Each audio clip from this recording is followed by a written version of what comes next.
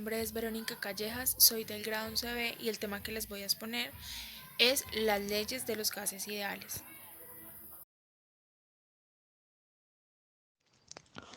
Como objetivos generales de esta exposición, es importante recalcar el comportamiento de los gases ideales cuando son expuestos a la atmósfera, dar información relevante y precisa sobre estos fenómenos y su gran determinación experimental de magnitudes mediante medidas directas e indirectas.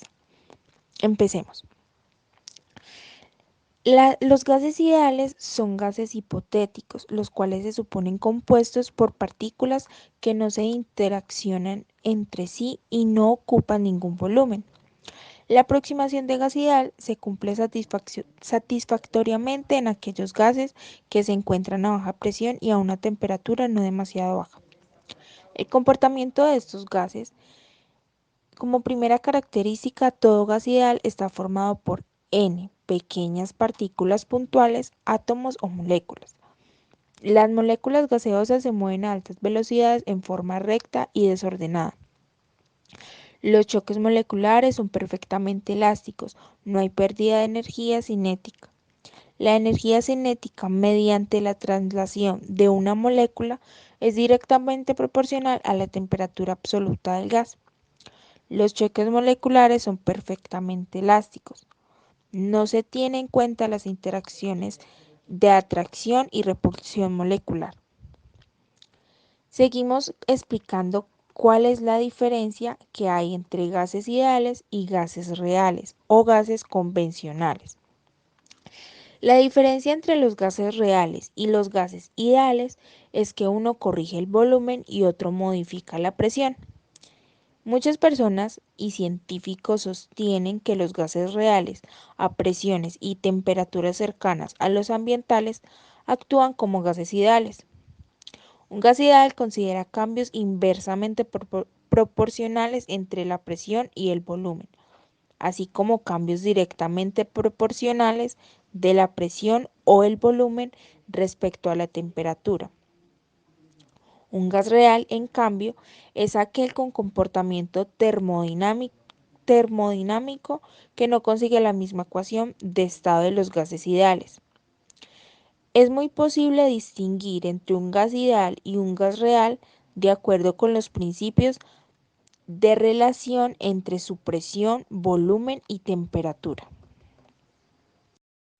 En esta diapositiva podemos ver cuál es la ecuación que se utiliza para hallar la temperatura, la presión, el volumen y la atmósfera o moles de un gas. En cada una de ellas, en cada ecuación, es decir, podemos ver cómo se representa la presión a la que se encuentra el gas por la letra P, el volumen ocupado por el gas por la letra V, la temperatura absoluta por la letra T y la constante universal de los gases por el símbolo ρ. El número de moles es representado por la letra N. Bueno, en esta diapositiva podemos observar un ejercicio el cual representa cómo hallar la temperatura de un gas. Ahora, como conclusiones del tema, cabe recalcar que los gases ideales son solo algo hipotético. Nos sirven para realizar cálculos matemáticos. Estos gases tienen la densidad muy baja y su atracción intermolecular es nula. Existen varias fórmulas para determinar tanto su masa, atmósferas, volumen, moles y temperatura. La ley de Gay-Lussac relaciona la variación de la presión con la temperatura cuando se mantienen constantes al volumen y la cantidad de sustancias.